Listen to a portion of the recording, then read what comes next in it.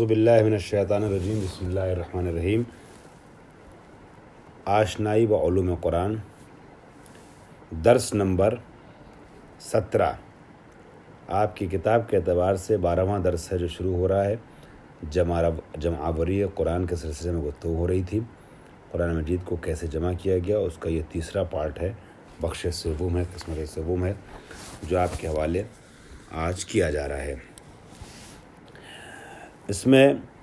ہم یہ عرض کرنا چاہیں گے، مولا کائنات کے ذریعے سے جمع کیے گئے قرآن کی ہم نے گفتگو کی اور یہ بتایا اس کے بعد کہ قرآن کن کن اصحاب نے جمع کیا اور کن اصحاب کے قرآن جو ہے وہ دنیا اسلام کے کس کس علاقوں میں رائج تھے۔ اور پھر اس کے بعد آج جو گفتگو ہے وہ یکساں سازی قرآن کی ہے۔ یہ بتایا گیا کہ عثمان کے دور میں قرآن کی یکساں سازی کی گئی، مصحف واحد میں تبدیل کیا گیا مختلف مصاحف کو۔ انہی مراحل کے سلسلے میں آج گفتگو کرنی ہے کہ یکساں سازی کرتے ہوئے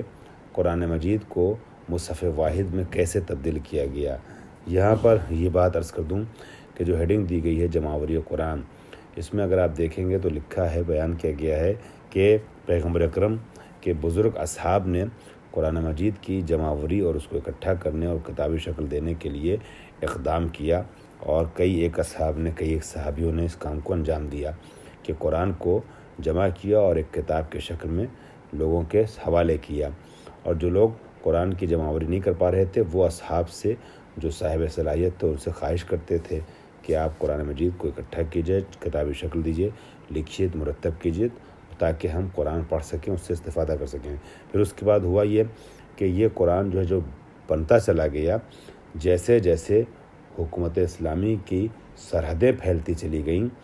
اسی طریقے سے مسلمانوں کی تعداد بھی بڑھتی چلی گئی، اور پھر اسی طریقے سے نسخ قرآنی کی ضرورت میں اضافہ ہوتا چلا گیا۔ تو جب سرحد اسلامی مملکت کی بڑھی، مسلمانوں کی تعداد بڑھی، مسلمانوں کی آبادی بڑھی، تو زیادہ نسخوں کی ضرورت پیش آئی، تو زیادہ تعداد میں مصحف جو ہے وہ قلم بند کیے گئے، یعنی قرآن کی نسخہ برداری ہوئی، قرآن کی کاپی کی گئی اور قرآن جو ہے وہ مختلف علاقوں میں رائج ہوتا چلا گیا، بھیجا گیا۔ لیکن یہ قرآن جو مختلف ایریوں میں جا رہا تھا، مختلف علاقوں میں جا رہا تھا، یہ ایک جیسا قرآن نہیں تھا۔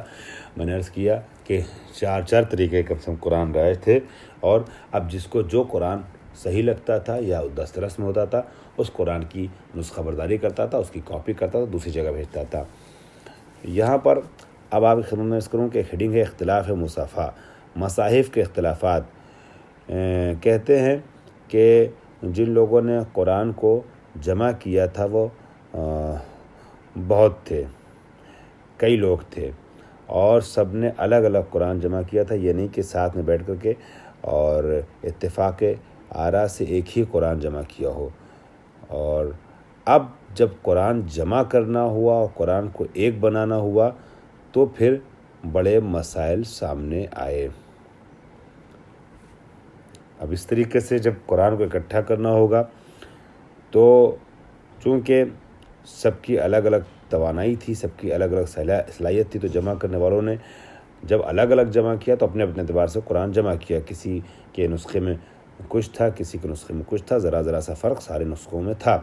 کہیں کہیں تو بہت زیادہ فرق ظاہر تھا نسخوں میں۔ اب جو مصحف کو جمع کرنا تھا،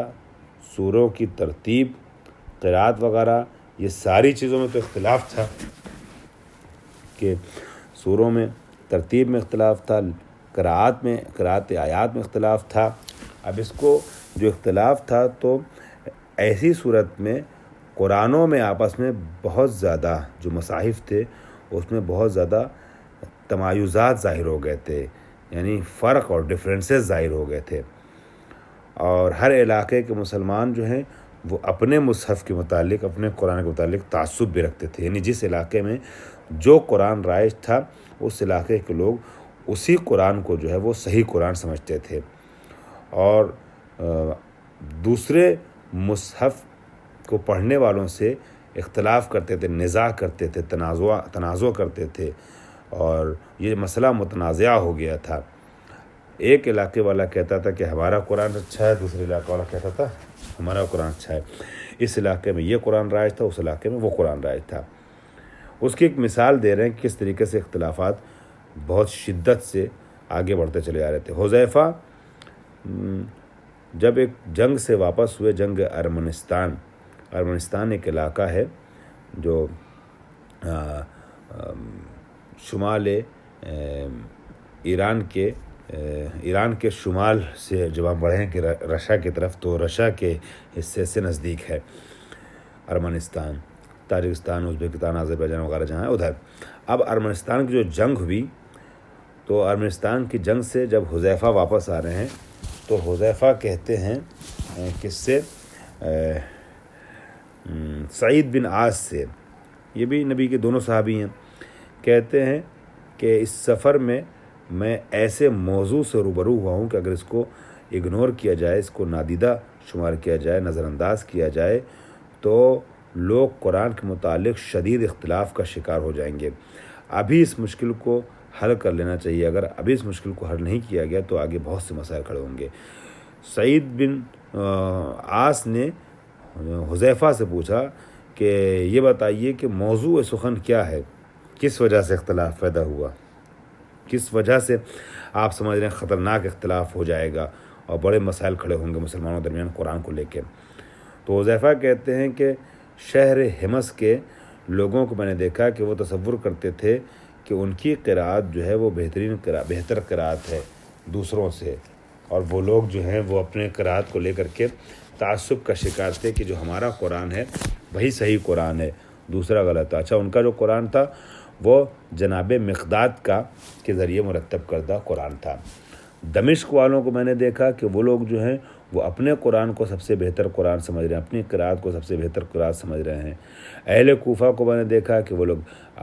قرأت ابن مسعود کو سب سے بہتر قرأت مان رہے ہیں اور اسی کے تئیں متعصب ہیں، اور وہ دعویٰ کر رہے ہیں کہ ہمارا جو قرآن ہے وہی بہتر ہے۔ بصرے والوں کو میں نے دیکھا کہ ایسے ہی دعویٰ وہ لوگ کرتے ہیں کہ ابو موسیٰ اشعری نے جو قرآن، جس قرأت کے مطابق قرآن مرتب کیا، وہ سب سے بہتر قرآن ہے۔ جب حذیفہ کوفہ پہنچے اور اس مشکل کو حل کرنے کے لیے دوسروں سے انہوں نے اس وقت مشورت کی، جب پہنچے تو مشورت کی۔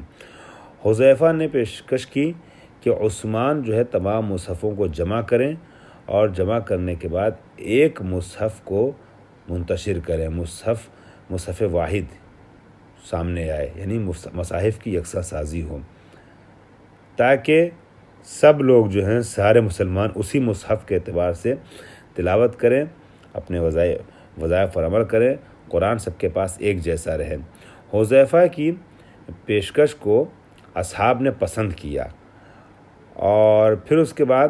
یہ سب لوگ جو ہے وہ کوفہ سے مدینہ کی طرف آئے، اور مدینہ میں حذیفہ عثمان کے پاس گئے ان اپنے ساتھیوں کے ساتھ، اور ان سے کہا کہ اے خلیفہ، میں نے دیکھا ہے، اور جو دیکھا وہ بغیر کسی پردہ پوشی کے ہے، اور میں آپ کو متوجہ کرتا ہوں، ہوشدار مطلب اس طریقے سے تنبیہ کرنا، سختی کے ساتھ متوجہ کرنا کسی بات کی طرف جس میں خوف ہو، ڈرانا، ٹھیک ہے، کہ یہ امت جو ہے وہ بہت جلد شدید اختلاف کا شکار ہو جائے گی۔ عثمان نے پوچھا مسئلہ کیا ہے؟ تو وہی بتایا حذیفہ نے کہ ارمنستان سے جنگ سے واپسی میں نے سب دیکھا کہ شام والے الگ قرآن پڑھ رہے ہیں اور ابی ابن کعب کی قرأت پر ہیں، عراق والے جو ہے وہ قرأت ابن مسعود پر ہیں، اور ایک دوسرے کو یہ تکفیر کر رہے ہیں، ایک دوسرے کو غلط بھی کہہ رہے ہیں، برا بھلا بھی کہہ رہے ہیں۔ ایسے مسائل ہو گئے ہیں کہ یہاں تک کہ کافر کہہ رہے ہیں ایک دوسرے کو، جو فلاں قرآن پڑھ رہا ہے اور ہمارے قرآن کو نہیں مان رہا وہ کافر ہے۔ یہ اختلاف جو ہے نامطلوب اور نامساعد حالات تک پہنچ جائیں گے۔ عثمان نے یہ سب بات سننے کے بعد فکر کیا، اور کس فکر میں مبتلا ہوئے وہ کہ قرآن کی یکساں سازی کی جائے، مصاحف کو ایک کیا جائے۔ اس زمانے میں یکساں سازی کرنا مصاحف کا بہت بڑا کام تھا، اور ایک نیا جو ہے وہ امر تھا، نیا کام تھا، جس کو کرنا آسان نہ تھا۔ اور بہت سی مشکلات اور موانع راستے میں آ رہی تھیں، ٹھیک ہے، اس کام کو انجام دینے کے لیے، کیونکہ مصحف جو تھے وہ بہت سے اسلامی ممالک میں تقسیم ہو چکے تھے مصاحف، اور ان کو جمع کرنا مشکل تھا کہ ان کو جمع کیا پھر دوسرا مصحف دیا جائے۔ دوسری جانب اس زمانے کا جو معاشرہ تھا وہ اصحاب کے لیے بہت حساس تھا، تو اصحاب کی نظر کو بھی جو ہے وہ نظر انداز کرنا، اگنور کرنا مشکل تھا، چونکہ ایک صحابی کہہ رہا ہے میرا قرآن، اس صحابی قرآن کو کیسے واپس کیا جائے اور کیسے جمع کیا جائے، کہ اس کو ہٹایا جائے معاشرے سے، کیونکہ ممکن یہ بات ممکن تھی کہ جو ہے وہ صحابی اپنے مصحف کی حمایت میں سامنے آ جائے اور کہ نہیں ہمارا جو قرآن ہے وہی صحیح ہے۔ اسی وجہ سے عثمان نے کیا کیا،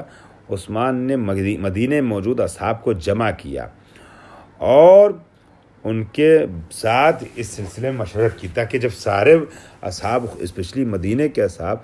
مشورے میں شامل ہوں گے تو اس کا اثر اچھا ہوگا۔ اصحاب نے جب حذیفہ کی بات سنی کہ حذیفہ نے کیا کہا تھا، اس کو عثمان نے اپنے انداز سے بیان کیا، اس مشکل کو درک کیا سب نے، تو اصحاب نے موافقت کی کہ مصاحف کی یکساں سازی ہونی چاہیے تاکہ تمام امت مسلمہ میں اور تمام مملکت اسلامی میں ایک قرآن رائج ہو۔ معقول بات بھی تھی، یہی وجہ ہے کہ امیر المومنین علیہ السلام نے بھی اس سلسلے میں اظہار نظر جو کیا وہ مثبت اظہار نظر تھا۔ امیر المومنین کا بھی کہنا یہ تھا کہ قرآن جو ہے وہ ایک ہی رائج ہونا چاہیے، یہ اختلاف قرائت کے ساتھ اور اختلاف نسخ کے ساتھ قرآن نہیں ہونا چاہیے، ایک ہی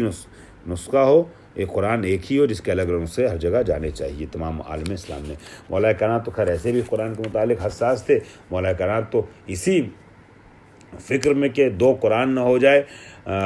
اپنے قرآن کو واپس لے کر کے چلے گئے تھے، وہ قرآن جو صحیح ترتیب کے ساتھ تھا، تو مولا کائنات کیوں چاہیں گے کہ قرآن جو ہے وہ الگ الگ ہو، لہٰذا مولا کائنات نے بھی موافقت کر دی اختلاف مصاحف سے روکنے کے لیے کہ ایک قرآن تمام عالم اسلام میں رہے۔ یہ الگ بات ہے کہ عثمان نے انہی مقاصد کے تحت، جن مقاصد کے تحت ابو بکر اور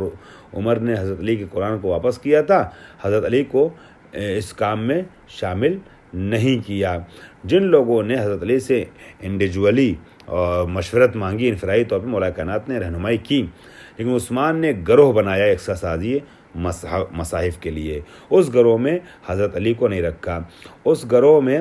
4 افراد تھے، عثمان نے 4 لوگوں کو ذمہ داری دی قرآن کی یکساں سازی کی، زید بن ثابت، سعید بن عاص، عبداللہ بن زبیر اور عبد الرحمن بن حارث۔ زید کو اس گروپ کا سربراہ بنایا اور عثمان اوپر سے ان سب کی سرپرستی کر رہے تھے، لیکن یہ 4 افراد جو تھے اس کام کو کامیابی کے ساتھ انجام دینے میں مؤثر نہیں ثابت ہو پا رہے تھے، موفق نہیں ہو رہے تھے، کام کو انجام نہیں دے پا رہے تھے کامیابی کے ساتھ، لہٰذا عثمان نے ایک گروہ اور بنایا تاکہ وہ گروہ جو ہے وہ گروہ علمی قرآن کی جمع میں اس گروہ کا ساتھی بن جائے۔ اس میں ابی ابن کعب کا نام تھا، مالک ابن ابی عامر کا نام تھا، کثیر بن افلاح کا نام تھا، انس بن مالک کا نام تھا اور عبداللہ ابن عباس کا نام تھا، ٹھیک ہے۔ اس گروپ کی جو ریاست تھی، سربراہی جو حاصل تھی، وہ ابی ابن کعب کو حاصل تھی۔ اب جمعوری کے جو مراحل تھے وہ یہ مراحل ہیں یکساں سازی کے۔ سب سے پہلے مرحلے میں جتنے نسخے عالم اسلام میں پھیلے ہوئے تھے مختلف ممالک میں، مختلف علاقوں میں، ان سب کو اکٹھا کیا گیا،